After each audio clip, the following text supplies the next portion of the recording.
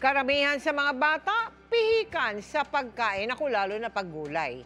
Kailangan pa man din niya ng kanilang mga katawan, para hindi sila sakitin at mas maging aktibo sa pag-aaral. Kaya ang GMA Kapuso Foundation, hindi lang nagpapakain ng mga batang undernourished sa Gainsa sa Camarines Sur, kundi namigay rin ng vegetable seed sa kanilang mga magulang. Payak ang pamumuhay ng pamilya ni Rosalie sa bayan ng Gainsa sa Camarines Sur. Marami siyang mga tanim na gulay para may maiahin sa hapag. Mahalaga raw kasi sa kanya na laging may masustansyang pagkain, lalo na't para ito sa kalusugan ng kanyang mga anak. Kumukuha po ako ng mga pananim na itinanim ko po. Meron na po kaming ulamin. Bawas na sa gastusin, masustansya pa po. Problema lang niya sa tuwing umuulan, nababaha ang kanilang mga pananim. Dito po kasi sa amin palaging mag-high tide lang po. Madami matubig na po sa pananim namin. Kaya nitong Hunyo inilunsad ng GMA Kapuso Foundation ang Give a Gift, Feed a Child project sa Gainsa. Layo nating mabigyan ng tamang nutrisyon ang 300 undernourished na bata sa lugar, kabilang ang anak ni Rosalie. Bahagi ng proyektong ito ang gulayan sa bakuran.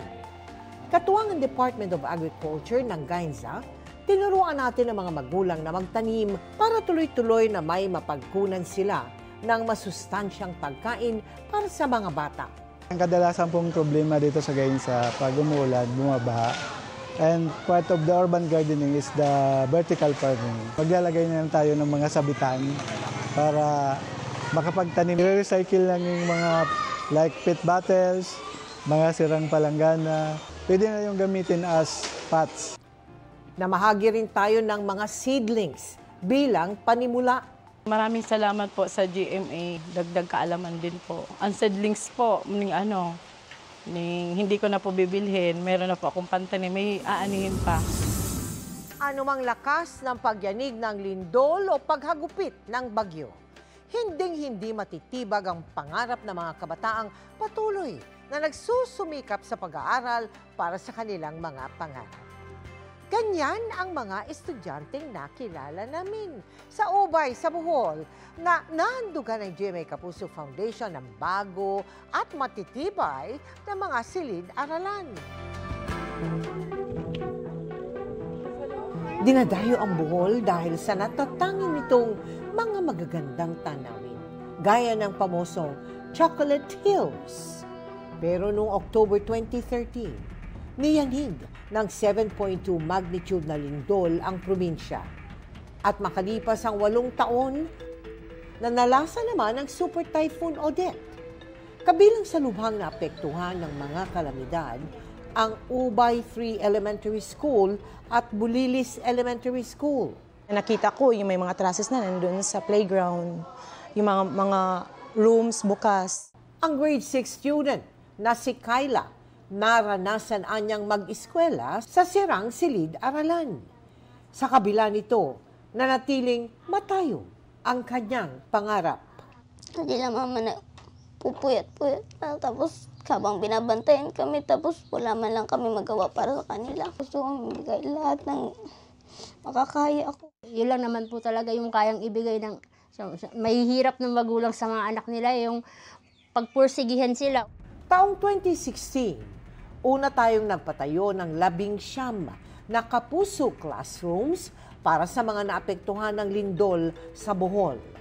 Muling binalikan ng GMA Kapuso Foundation ang bayan ng Ubay para sa groundbreaking ceremony sa Bulilis Elementary School at Ubay 3 Elementary School, kung saan magpapatayo pa tayo ng tig-2 classrooms.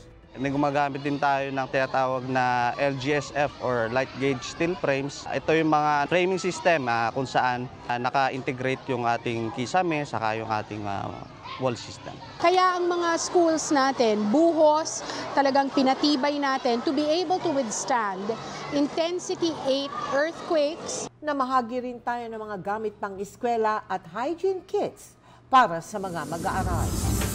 Mabilis na tumaas ang baha sa Pililla, Rizal dahil sa walang tigil na pag-ulan kahapon. Kabilang sa mga naapektuhan, ang mga mag-aaral ng ating Kapuso classrooms sa Matagbak Elementary School. Agad naghatid ng tulong doon ang GMA Kapuso Foundation.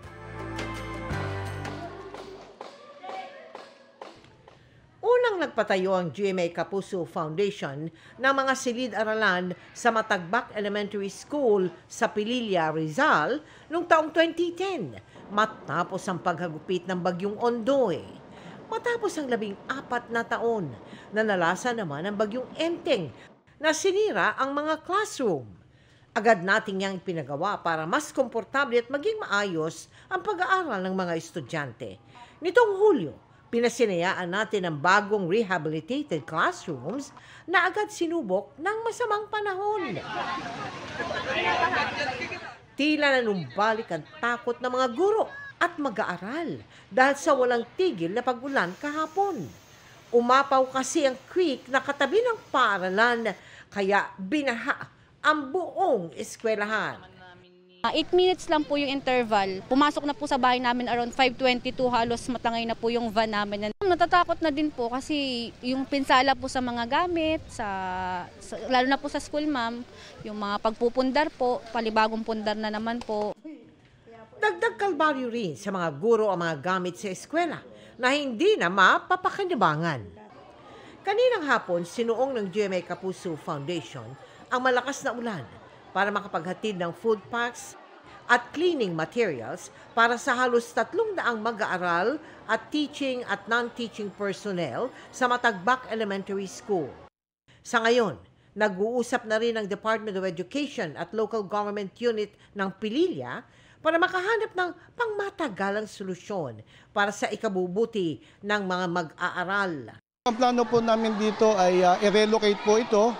Maglalaan po ang ating pahamalang bayan ng sapat na sukat para dito po sa ating ililipat na paaralan. Sa mga nais tumulong, maaari po kayo magdeposito sa aming mga bank account o magpadala sa Simona Luwalier. Pwede rin online via GCash, Shopee, Lazada, Globe Rewards at Metrobank Credit Card.